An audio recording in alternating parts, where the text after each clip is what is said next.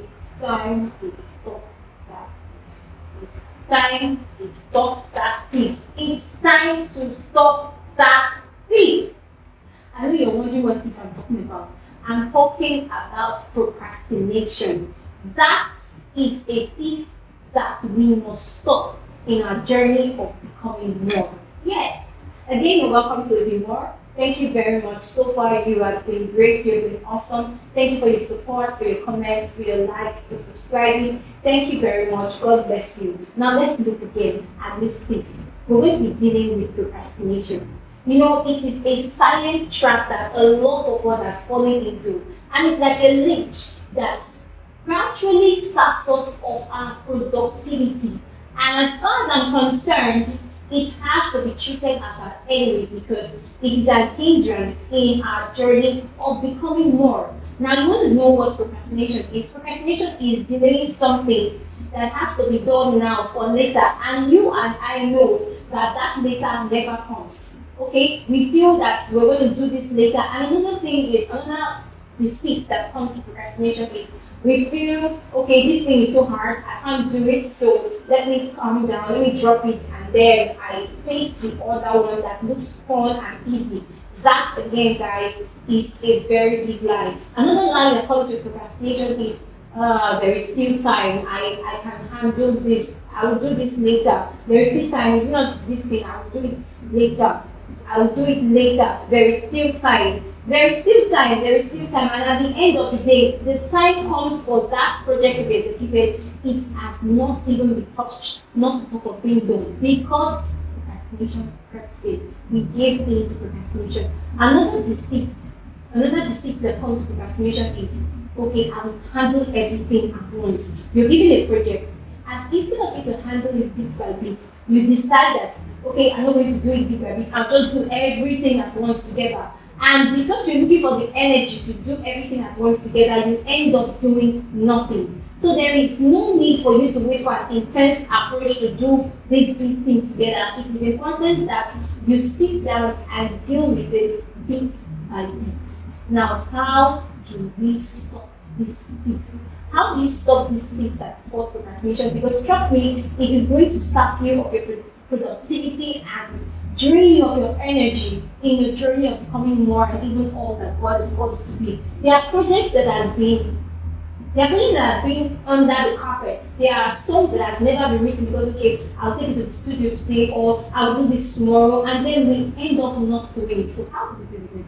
We're going to start by saying that we deal with it bit by bit. I know I've said it earlier. Okay, there is this thing of carefully taking out the things bit by bit and handling it. You take it today and you do it. If you feel that it's so cumbersome and so big that you can't handle at once, then you take it bit by bit. Another thing is, know what works for you. Know what method works for you. For you to avoid procrastination, there are things that work for you. Like for me, what works for me is I first of all, I write down. I write a lot. I love writing. So if I see that procrastination is happening to me, no, I bring out the project, I bring out what I want to do, and I write it out. I write it clearly so that I can see it. So that's my own part. So you have to sit down and identify what works for you in order for you not to be swarmed in the ocean of procrastination. Then thirdly is setting deadlines. You know, apart from the deadlines that you're given at work or by your boss or by your superiors, there is a necessity for you to give yourself deadlines and dates. Now that works for me, and I believe that it's going to work for you as well. I decided to do this okay? But it is now my responsibility to set a deadline and imagine that if that deadline comes and I do not do that task, I will be punished or something bad will happen to my career. Now, when you approach it like that, it's going to give you this subconscious energy. Okay, I have next week Thursday. Be specific with your deadline. Don't just say 2 weeks from now or a fortnight from now or a month from now. No, put dates to it. Be specific on the particular day and date you want that project to be completed. Then again, have the big picture. Okay, now you have something that you want to do. There is the end to it, yes? You have a big picture about it. That alone will engineer you because you're seeing what's in front. When you always have the big picture in front of your mind, like, okay, this is what will happen after I have done this. That will give you the energy you need to do that project. And then it will not in any way hamper your journey of becoming more. Because as we proceed from one level to another, task and task keep coming, and there are some times that everything will be overwhelming and you just want to sit back and say, okay, I'll do that later. So procrastination creeps in and it will gradually limit you in your journey of becoming more. Again, another point is deal squarely with distractions. What are the things that are distracting you? This world that we are in this millennium, there are 1,001 things that are clamoring for our attention. So deal squarely with distractions, no matter how appeasing it looks to you. Deal with it so you can focus on the point, on the mark, so it doesn't hinder you from what you're supposed to do. So you deal squarely with distractions. Then again, know your priorities. What is very important to you now?